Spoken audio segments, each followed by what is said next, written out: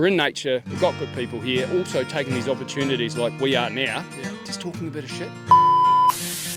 We're here at Tamania Bull Sale down in the south. We're super stoked to be here, coming off a massive Hallmark Angus Bull Sale and 3 days of field days. My first year was 2024. You know, it feels like a home away from home. Dan Abel. What are you most grateful for? Just being here today, meeting new people and doing important work.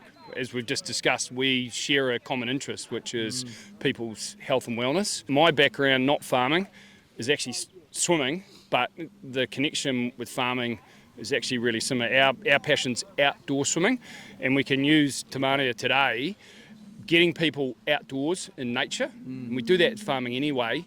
We're going to have a feed today, and that's a New Zealand cultural thing, things we do around food.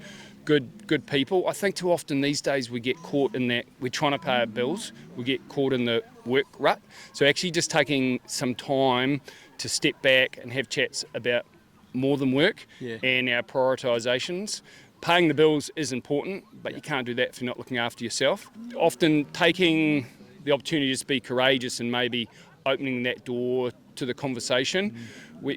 Often we look at animals and we chuckle because they're just following one another, but more often than not, humans do it as well. So having the courage to be a leader and, if something happens, just starting that conversation. And it often doesn't take too much to make people comfortable. And that's what we do in a swimming world. You imagine we find guys in particular are really uncomfortable getting their clothes off for a swim lesson. And you can take the same analogy with having conversations when things aren't going right. So maybe identifying in your world who you're comfortable talking to, and then investing time, and I do it, and sometimes it is just online, a note, but how you doing, mate? And one of the trigger words for us is, I'm doing fine. So the line I use, people, quite often you talk to people and have won an English one, people in particular, I'm fine. They could have won an Olympic gold, or they could have had a serious health and wellness issue, and they say I'm fine. It actually tells us nothing. So we like to scrape off the reasons. You're fine, really? Well, tell me a little bit more about that. For us, when they come for a swim lesson, 9 times out of 10, the reason people come to us for a swim lesson, the reason they tell us is not the reason they come. So, for example, they might come, I want help getting ready for an Ironman, and what we found, actually, they want to do the Ironman because they want to lose weight, or they're unhappy with their health, or they want to switch off from their daily life. And that's true across the board. So finding something that you can do, and Tamania, this is a case in point here. We're out, it's a bull sale, but we're in nature, we've got good people here, also taking these opportunities like we are now, just talking a bit of shit. And it might be just shit, but it actually, it fills your cup a little bit. And then quite often what we find is, one of our big problems is we think we're the only one going through it. But no matter what it is, you're not. So, and we will have swimmers poolside. How are you doing? Shit. What about you? Me too. Let's have a hug, let's have a cry, and let's have a coffee and talk about how bad it is. And that's actually okay, and more often than not, you'll feel better for doing that, even if you don't solve the problem. 100%, my man. There's a lot of bangers that you just dropped in there. A lot of words of wisdom, which is great. Very simple stuff, but very effective, and that's the point of what we do here, man, is tell that story to connect it to those out there. 9 times out of 10, the person across from you can relate in some sort of way. You've just got to rip into the conversation, and that can definitely be the most scariest part about it, especially in the culture we've grown up in.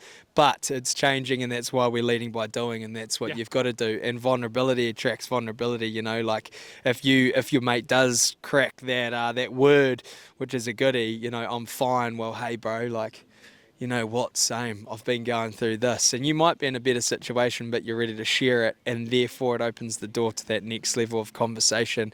And watch your relationship grow, watch you get to know someone over the next 5 minutes, then someone, that has been mates for 5 to 10 years, but kept it surface level. Those people that love you and care about you want to have those chats, because a problem shared is a problem halved. If a mate reached out and they're struggling, what is the best piece of advice you'd give them?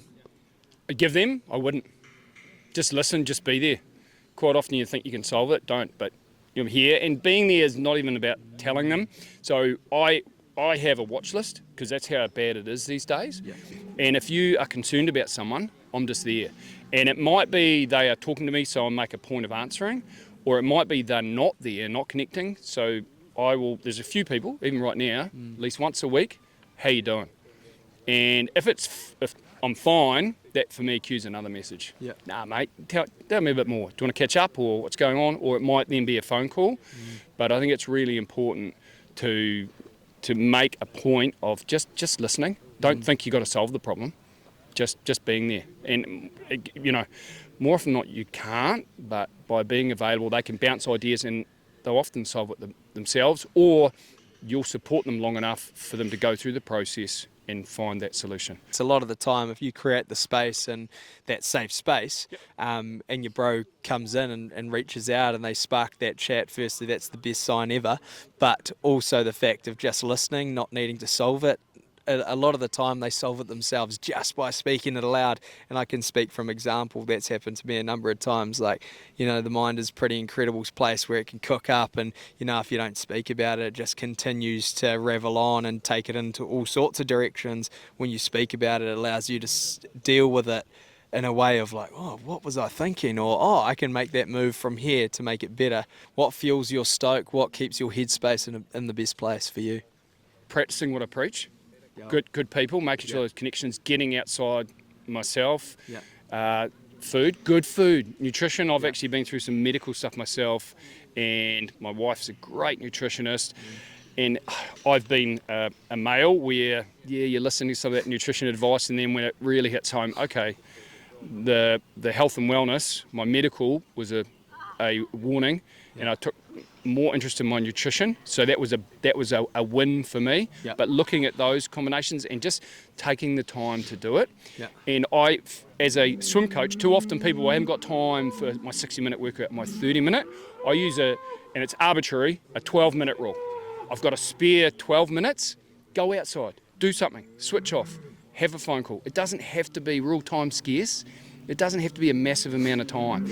Consistency is the key. So if you've got 12 minutes, ring a mate. Mate, I got 5, let's have a chat. I can go for a 10-minute walk around here. One of my things that I've found is chopping wood. I just need to get outside, do something, switch off. It engages me. I'm just going to go chop wood for 10 minutes, do a barrel load, job done. I feel better, back into it. Take that time. It's not, that little bit of consistency will make a big difference. My man, outstanding. Thank you so much for sparking that chat with me today. Thanks this is exactly what it's all about, and let's keep on doing it, eh? Yeah.